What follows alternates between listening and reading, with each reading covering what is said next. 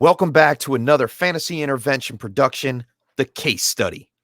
But this week's a little different. We have a 2-round mock draft, rookie mock draft, SuperFlex, and it's going to be great, guys. I'm so excited for this. It's going to be fantastic. It's our first one of the season. I am James Kriess. You can find me at FF_Chef. Join with me, Juan. Yeah, you can find me at FF One of a Kind, Juan Carlos Pena. And Corey, Spala, cdotFF Twitters. And we're with Fantasy Intervention at joinourcircle_. Hit that like and subscribe button on the YouTube channel to get more Fantasy Intervention knowledge for your 2021 season.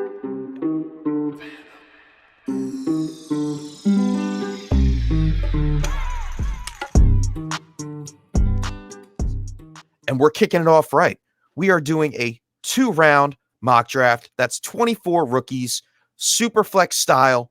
We are each going to be picking 8 players apiece. Yeah, thanks, Juan. I know you were told there was going to be no math. There would be no math on this episode, but hey, we're going to put these guys in order the way we seem fit, starting off with the 101. And I'll kick it off. It's pretty simple.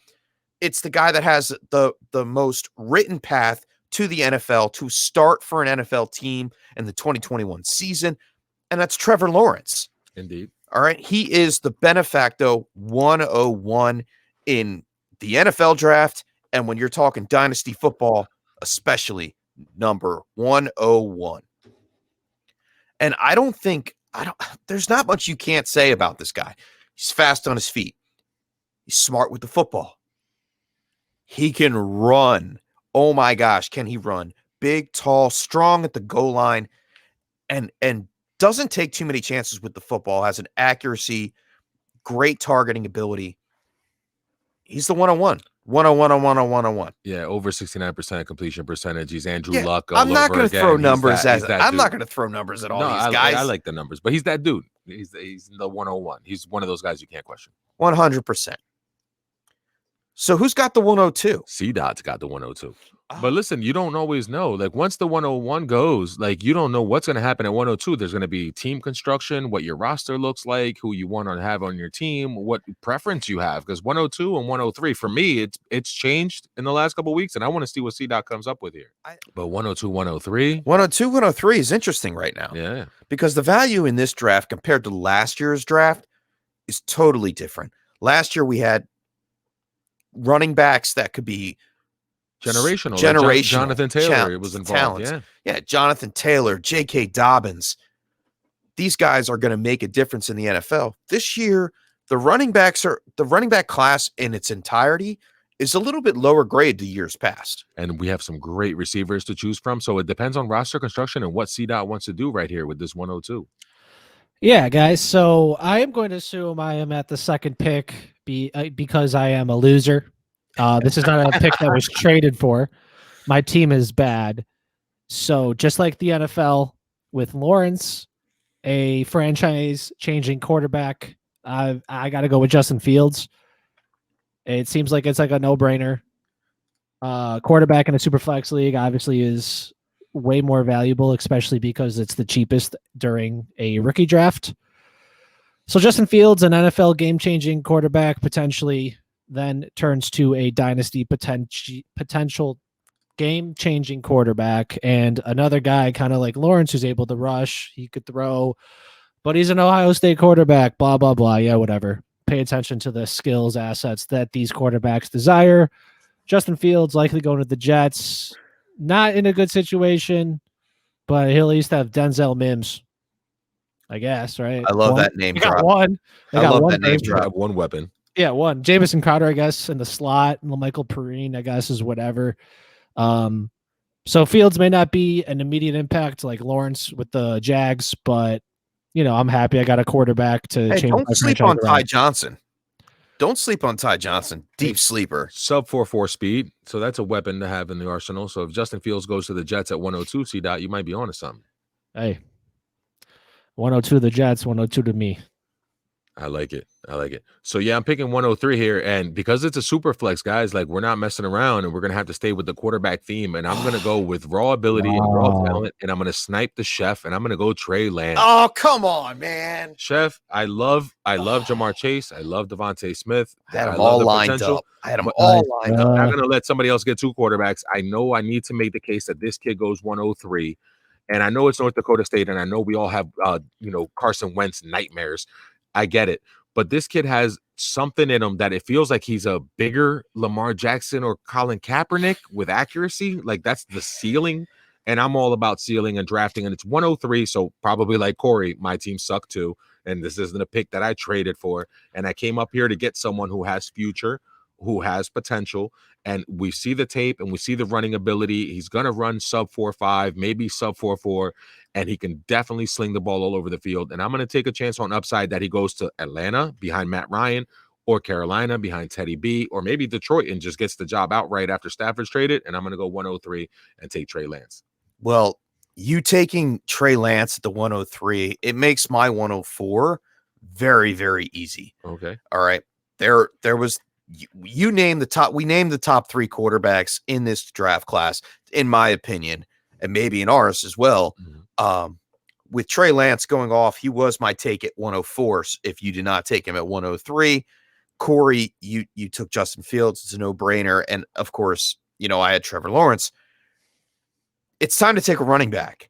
And this running back is the best running back in this class by far. He true All-American, Naji Harris. He's just simply awesome. All right. He's amazing with his ability to jump cut, catch the ball. He's a bigger Josh Jacobs to me, believe it or not. Or a smaller Derrick Henry? No, more elusive than Derrick Henry. Okay. All right. He's a little bit shiftier than Derrick Henry, and he has the ball catching ability. So it's an extra plus. Think Josh Jacob ability, but closer to a Derrick Henry sized kind of running back, which is almost unheard of. Like meet me in the middle kind of thing. Yeah. And that's what Naji Harris is. He's definitely able to be an RB2, possibly in his rookie year, depending on landing spot. And I'm not going to sit here and speculate. I do not know where Naji Harris is going to go yet. We don't know. We really don't. And until that happens, he's staying in the top 4 picks for me in every single mock draft I'll do this offseason. I like that. 104, Naji Harris. Right on. And with that being talked about, so that leaves a more middle of the pack team, I guess. And I'm just going to take the best wide receiver in this draft class, and I'm going to go with Jamar Chase. At least in my opinion, I guess he is the best receiver. And, Debatable, yes. And there's really not much to it. I mean, you saw what he did, especially with Justin Jefferson last year. It just seems like a no-brainer. Not much to it, really. Just take the best receiver available and ride it out. I dig that. I'm going to follow suit because this is Dynasty and this is SuperFlex. So we want guys that are going to be in the league for a long time. And Jamar Chase is a great pick, and he's maybe a generational talent. And the guy that I'm going to take with the next pick at 106. You're going to snipe me again, or you're enjoying this? I have to. I have to take Devonte Smith here. Yeah. Okay. You know what? Because, Chef, for me, I'm writing actually stay tuned in the next day or two. There's going to be an article coming out from at Join Our Circle _ fantasy intervention. And it's going to be about Devonte Smith, and it's a doppelganger article. And I feel like Devonte Smith is Marvin Harrison. I feel like if he lands in the right place, like he's got the potential to go from the Heisman to the Hall. And he's that good, and he was that great this season. Even when he had an off season the season before, and it wasn't really an off season, he had 68 catches, but he was sharing the ball with Henry Ruggs and Jerry Jeudy before they came out, and he was still absolutely fantasy relevant. And then he had over 36% target share this last season when it was just him as the alpha with Jalen Waddle. So Devonte Smith, Heisman Trophy winner, hasn't happened since Desmond Howard. I got to go with the no-brainer. You took Jamar Chase, who might be the better physical acumen, like he might be the better guy physically. Not the ceiling. Right, but he's got that ceiling. But I'm gonna take Devonte Smith and know that I have a sure thing and a pure route runner going forward. And I play to win all the time, but I always fall short for some reason or another. Haven't gotten to the finals yet in Dynasty, but I want to get there, and I'll keep trying, and I will. And it's a SuperFlex league. So I may lean back towards quarterback. And there's a lot of hype around this guy, and I'll go ahead and take him here. And it's Zach Wilson from BYU. He doesn't deserve to be outside the top 8 picks in a dynasty rookie draft, especially in SuperFlex. He does have a great arm strength, ability to run the ball. He throws his receiver open instead of just trying to target it in there. And he has great over-the-shoulder passes. May not be an immediate starter, but it's not always about the immediate starter in Dynasty. It's about holding on to these players and putting them in your taxi slot and watching them grow into their careers. So I think Zach Wilson, there's a lot of hype, like I said, around him. I think he's warranted here at the 107. Yeah. I mean, like you're saying, not an immediate starter, maybe. This brings me back to last year with Justin Herbert. He was an immediate starter. He was falling second round even. And obviously, if it wasn't for the doctor puncturing a lung of Tyrod Taylor, Herbert maybe would not have started until maybe halfway through the season. But it still goes to show that quarterbacks are super valuable, and more so with the landing spot. So banking off that, tight end premium or not, I'm going Kyle Pitts here. Oh, man. I mean, it seems too easy because he's a wide receiver. Yeah, he is. Tight end premium or not, to get an edge at your tight end position is way more valuable. So Kyle Pitts just seems like the freak from Florida, just an easy pick to make right there.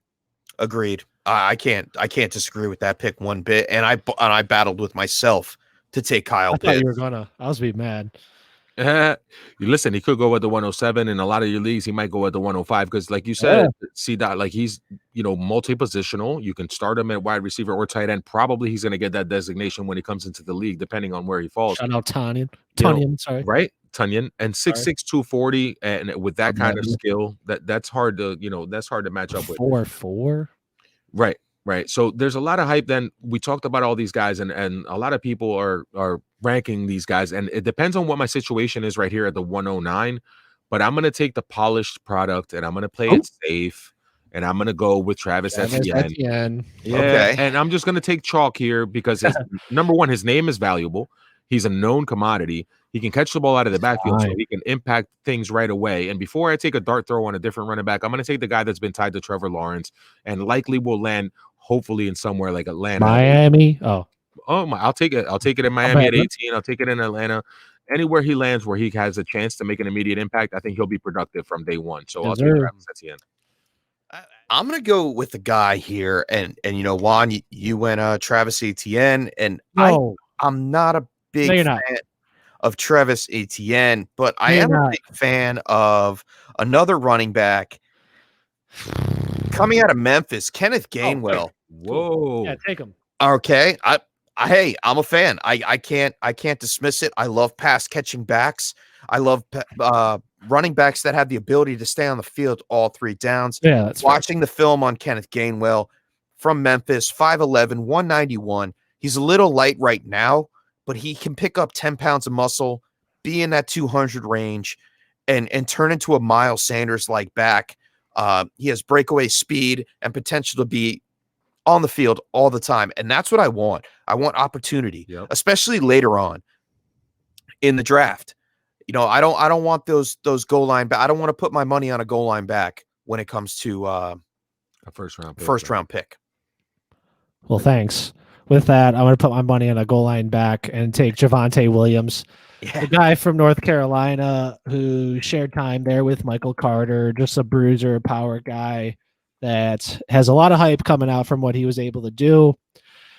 And if I am the 1.11, that means I am one of the better teams. It probably also means that I lost the championship, so sorry about that. But to be able to stack my team with a potential immediate production there at running back, depending landing spot, obviously, and all that jazz. But to get a running back who is more likely to produce immediately compared to receivers and tight ends, I'm pretty happy with able to do that. I dig that. And he's a solid running back. He looks like he's going to be a stud. He runs with like his hair's on fire. He's an absolute beast.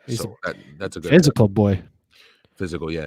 And I like his teammate, and I was toying with the idea of going with another pass-catching back right here, but I'm going to go with the longevity of Dynasty and the fact that you can go with wide receiver for a really long time. Damn it. And listen, I'm going to say his name but first I'm going to say Julio Jones, Amari Cooper, Henry Ruggs, Bad. Calvin Ridley, Good. right? Jerry Jeudy, right? And I'm going to say Jalen Waddle. And just keep taking Alabama wide receivers and hope for the best. You were a little disappointed with Ruggs last year and some disappointment in Jeudy so far, but I'm going to keep banking on that, and I'm going to keep pushing that money, and I'm all in on the Alabama wide receivers, and give me Jalen Waddle and all that speed. In this draft. I'm not sharing notes with you anymore. Hey, you got the 101. No more table talk.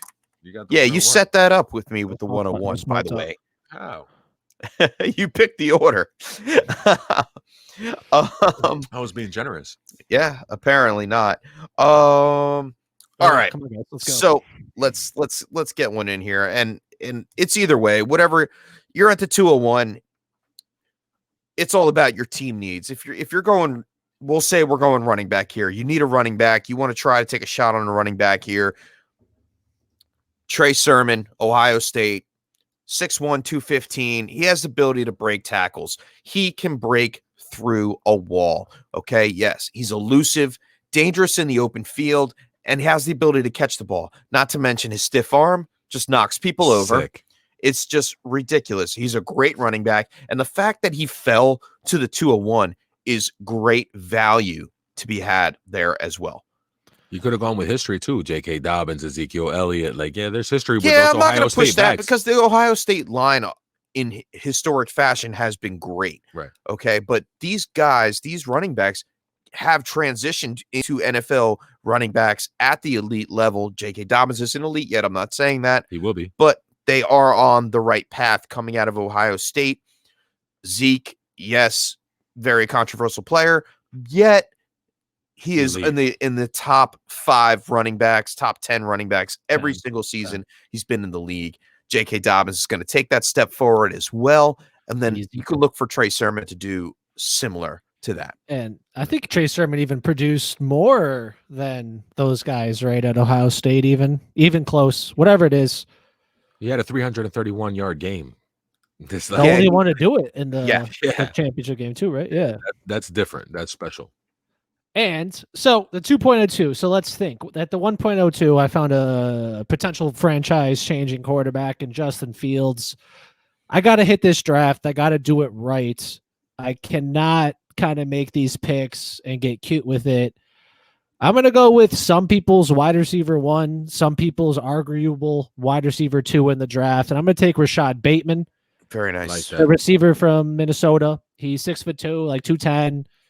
He has good hands route running, and he showed some yak ability, I guess. And I just feel like at the 2.02, the 14th overall pick, obviously factoring in Kyle Pitts and the quarterbacks, Bateman will be a first-round pick in a single quarterback league. So I could get another potential franchise-changing player here, and I pair Bateman with Fields. Nice. I like that. I think I'm going to piggyback and copy off of what you're doing. So I took Trey Lance, who's an all upside, all physical ability, very little, analytics to go behind exactly why I picked him. It's more of the eyeball test. And I'm going to take another gamble here because if I'm picking 103, my team wasn't that great, and I'm going to need to hit a home run. And who better to hit a home run with than a track star like Chuba Hubbard? Nice. If I can run the 100-meter dash in 10.22. That's the guy I want on my team. I want world-class speed on my team. And Chuba Hubbard gives me that. He's a home run hitter. He runs a little upright. I get it. And shout out to Tyler Gunther, who was on with us last week, and he told us that he runs a little bit upright and he doesn't like him. But another guy that ran kind of upright was C2J, Kriess Johnson. And if he has that kind of speed and he runs sub 4.35 or sub 4.3 in the combines or the workouts this year, I'm going to take Chuba Hubbard and hope that I hit a home run. All right, that I can't argue with that. Following that up, and now that we're looking at it as a team aspect in the second round, Naji Harris was the 104, great running back. You're not going to go wrong with that. And to pair him up, I mean, you hit the 104. So in a SuperFlex league, you're probably in need of a quarterback to some extent. And I'll clean up on the 5th quarterback taken here off the board in Mac Jones. Okay, from Alabama, 6'3", 214, possibly going to the Indianapolis Colts. I've heard whispers of that in Dynasty Twitter. But he's got a great deep ball pocket passer. It helps that he had Smith and Waddle and Harris, but he doesn't have the rushing ability. So I think that Colts offense makes a lot of sense because it didn't hurt. It didn't hurt Rivers at all, and it didn't hurt. I'm sorry, I'm Jacoby fading. Brissett? No, Jacoby Brissett. No, of course not. But Andrew Luck either. Okay, Andrew Luck didn't really run the ball either. So I think that could be a good translation right there.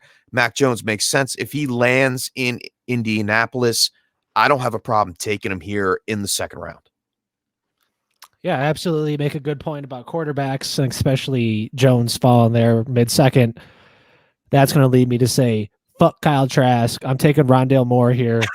Rondale Moore has to be one of the most explosive players there in college football. If he's going to fall this far because of injury concerns, let it be. There was a lot of DPTs, doctorates of physical therapy on the Twitter mentioning how they're not concerned at all about his injuries or put the potential thereof. And Rondale Moore, if he could get in the right, be a huge yak monster and a huge playmaker there in the NFL. I like that. I hope you don't snipe me again, man. What? What pick are we on here? What are we talking about? The 206. The 206? Yeah. You're going to snipe me again. 100%. Because I like 6'3", 200 pound wide receivers. All right, go ahead. Go ahead. Why would I not want to do that? And I'm staying in LSU. Terrace Marshall. Listen, 6'3", 200 sounds an awful lot like DJ Shark. Like I haven't, gone deep into it yet, but that sounds an awful lot like old number 7 DJ Shark. And I want to have my hands on guys coming from that offense, guys coming from the SEC, big body wide receivers that can make a difference and have an impact, and maybe overshadowed by the Jamar Chase superior talent, ball hog kind of situation. And he might come out and thrive.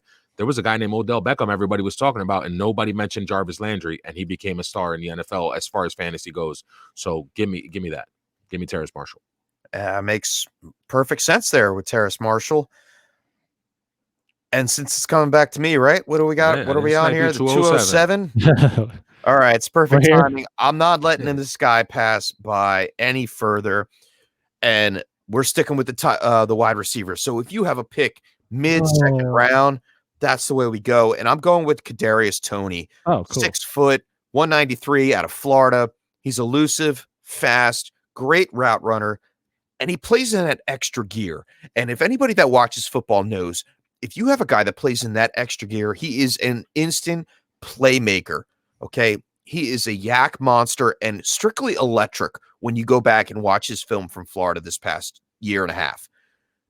Amazing player. I'm taking him here. I'm not letting him get by me in the mid-second round for sure. Let's just make it 4 in a row here, Chef and Juan. Amon-Ra St. Brown, probably the best pick in this draft so far. Amon-Ra. Excellent route running skills. He's probably way overlooked, especially in this crowded receiver class, and his ability to get open is unmatched, and Amon-Ra is just going to be awesome in the NFL, according to me. You heard it here first. I like Amon-Ra, and I love his name, and I love Equinimbi and St. Brown and the lineage. I want him to go to Green Bay. I never knew his name, so I like that.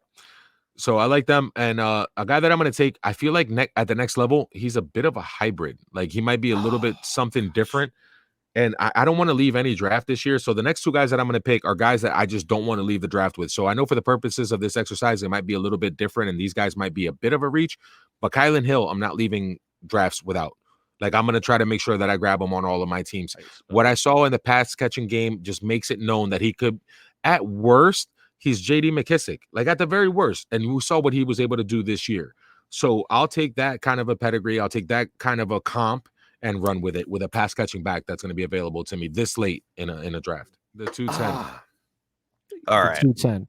So with the 210, that the 210, some options. And I was watching tape on this guy today, and I'm not going to leave without him, because I think he may actually have a future, and that's Pat Freiermuth out of Penn State, the tight end, 6'5", 258. He only played for 4 games as a junior, but he looks like a true pass catching tight end. Maybe a mini Gronk. That's the hype around him right now. We all know that tight ends sometimes take a little bit of time. We watched Hawkinson take a year to really fill into his steps, depending on landing spot, depending on usage, depending on the system. That all takes into place. But Pat Freiermuth, he does have the weapons to get open. And if that's the part of fantasy football that we want, we don't want him inside blocking. We want him outside running routes. And he does that very well. I am happy to take him here with the 210 in a rookie draft. Love it. 211, obviously my team was in the championship. It seems pretty easy pick here. I'm going to let this guy rock on my taxi squad and just take Kyle Trask. Like, if you don't, a lot of people don't like him. A lot of people might like him. Whatever. I like him. It's a quarterback in the SuperFlex league at 211. This is not like, there obviously could be talented players here. It could be a deep class, but the SuperFlex, man, you got to make sure those quarterbacks are knocked down, and a guy to throw a shot at, Kyle Trask, 211. I don't know. I'm not happy. I'm not sad. But you're the champ, or you're one of the champs. I ain't the champ, bro. I got fucking lost, dude. No, you lost in the you lost in the I'm championship because I'm making picks like this. Well, you lost in the championship game to me because I'm the 212. So that means that I'm the defending champ. That means I probably have a good team. I might have had Kelsey. I might have had Kittle. I might have had one of these other tight ends. But I'm going to take my chances right here and take a guy named Brevin Jordan from the University of Miami.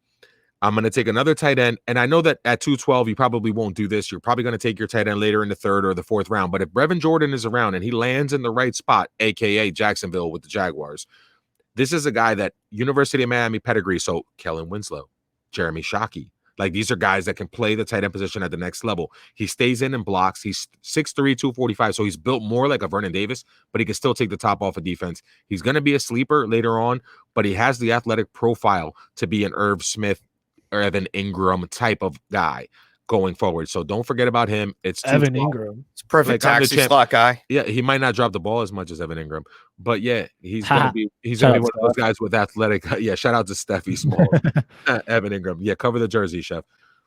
But yeah, oh yeah, I'm gonna take Trevor Jordan. Yeah. The one thing that I just learned from this draft is I need to acquire some early third round picks.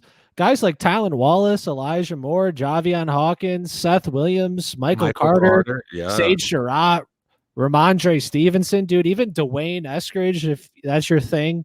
Chef's boy, Demetric Felton. And I like the young guy, Trevon Grimes from Florida. Oh, T-Jeezy, they call him. He's great route runner, good balance for a bigger guy. He could break away. He has the athleticism to be able to jump up and go get the ball. Doesn't have super speed, but in the third round, he is a guy that has the possibility of popping at the next level. And that's what you want in third round picks. And he's all about it. I saw mocks today with either Mel Kiper Jr. or Daniel Jeremiah said Tutu Atwell was going 30 to the Green Bay Packers. And we didn't talk about him. And feels like he could be a third round pick, but he might be a first. So that's what I love about this, because this is all pre-landing spot. We're kind of basing it off talent, maybe team need, depending on the draft slot. But if someone like that happens, sure, that's like a CEH. They're jumped. Oh, we're the 1.01. But there's so many people out there. I mean, we forgot to mention Diami Brown, Jamar Jefferson, the running back from Oregon State, and other tight ends like Hunter Long, who's fighting for that tight end 3 from Boston College. So, we'll look forward to bringing you more as things move on, especially after the NFL draft when landing spots happen. I love it. Well, thank you for tuning in to the case study crew, the 6-pack crew. We gave you, you know what? We gave you a case. We gave you a full case. And that's the full case on our first ever rookie SuperFlex mock draft. Thank you for tuning in. Hit that like and subscribe button on YouTube for Fantasy Intervention, and check us out on Twitter at @joinourcircle_, and go to fantasyintervention.com for all the intervention needs that you may have for your 2021 fantasy season. Signing off, I'm James Kriess. You can find me at FF_chef on Twitter. Juan Carlos Pena. You can find me at FF One of a Kind. Corey Spala, cdotFF. See you guys next time. Stay thirsty. Stay thirsty, my friend. Drink that Kool-Aid. What's up? Drink the Kool-Aid.